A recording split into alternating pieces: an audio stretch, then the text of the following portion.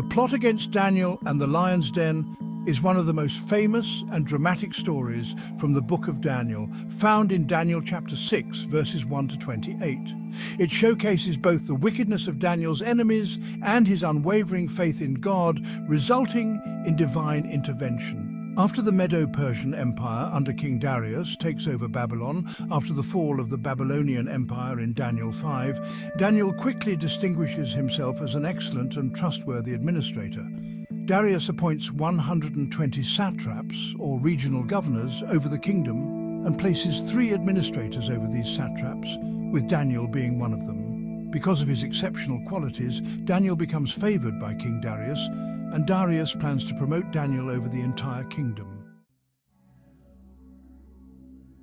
This promotion causes great jealousy and resentment among the other administrators and satraps. Daniel's faithfulness, wisdom, and integrity make him a target. The administrators and satraps seeking to destroy Daniel conspire together to find a way to discredit or remove him. However, Daniel is so trustworthy that they cannot find any faults in his conduct. The only way they can trap him is by attacking his faith and religious practices. They know that Daniel prays to his God 3 times a day, no matter what the circumstances. With this knowledge, the conspirators devise a plan to manipulate the king into passing a law that would make Daniel's prayers illegal. Manipulating King Darius. The plotters approach King Darius and flatter him, proposing a law that would appeal to his ego. They suggest that for 30 days, no one should be allowed to pray to any god or man except the king. Anyone caught praying to another god or man would be thrown into the lion's den. The conspirators know Daniel will not compromise his faith. Flattered by the idea of such exclusive worship, Darius agrees and issues the decree. According to the Medo-Persian law, once a king's decree is signed, it cannot be revoked. The conspirators have trapped the king as well, because he will have no choice but to enforce this law. Daniel's faithfulness. Despite knowing that the decree has been signed and that his life is in danger, Daniel continues to pray to God, as was his custom 3 times a day. He opens his windows toward Jerusalem and prays in full view, demonstrating his steadfast faith and loyalty to God over earthly authorities. He chooses obedience to God over the fear of human consequences. The conspirators, as expected, catch Daniel in the act of praying. They immediately report this to the king, reminding him that according to the law, Daniel must be thrown into the lion's den. Darius's dilemma. Upon hearing the news, King Darius realizes that he has been tricked. He is deeply distressed because he highly respects and values Daniel, and he does not want him to be harmed. However, because the law of the Medes and Persians cannot be revoked, Darius is powerless to change the decree. He spends the rest of the day trying to find a way to rescue Daniel, but ultimately he has no choice but to follow through with the punishment.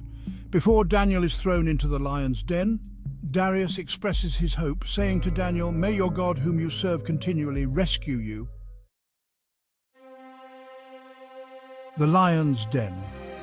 Daniel is thrown into the lion's den, a pit filled with hungry lions, and a stone is placed over the entrance. The king seals the stone with his signet ring, along with the seals of the nobles, to ensure that no one tampers with the situation. That night, Darius is filled with anxiety. He cannot eat or sleep, and he spends the night in fasting, worrying about Daniel's fate. At dawn, King Darius hurries to the lion's den and calls out to Daniel, hoping against hope that Daniel's God has saved him. To his great relief, Daniel responds, saying, "My God sent his angel, and he shut the mouths of the lions. They have not hurt me, because I was found innocent in his sight, nor have I ever done any wrong before you, your majesty." God had indeed rescued Daniel by sending an angel to protect him, and the lions did not harm him. This miraculous deliverance proves God's power and Daniel's innocence. The fate of the conspirators. King Darius is overjoyed and immediately orders Daniel to be lifted out of the den. There is no injury found on him because he trusted in God.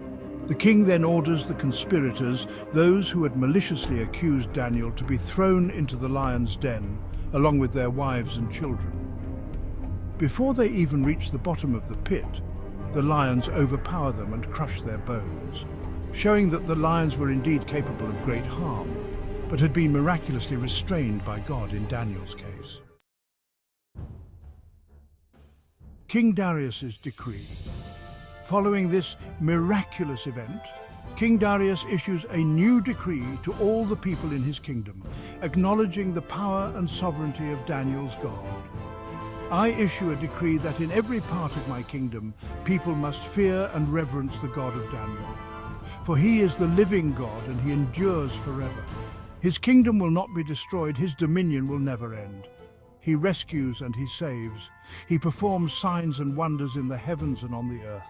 He has rescued Daniel from the power of the lions, Daniel 6:26-27. Key themes and lessons. Faithfulness in adversity.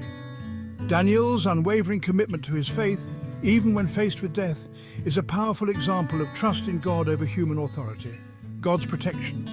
The story demonstrates God's ability to deliver his faithful servants from seemingly impossible situations. Daniel's protection from the lions underscores God's sovereignty and care for his people. Divine justice. The conspirators' wickedness leads to their own downfall, showing that those who plot against God's people will face judgment. God's glory made known. Through Daniel's deliverance, God's power is acknowledged by a pagan king, spreading the knowledge of God's sovereignty throughout the kingdom. This story, a testimony of Daniel's faith and God's miraculous intervention, remains one of the most enduring and inspirational narratives in the Bible. If you enjoyed this video, please give us a thumbs up and share to help spread the word of our Lord Jesus Christ. And if you haven't already, come on over and join our family by subscribing to our channel. May God bless you and guide you through all your endeavors in life. Thank you for watching.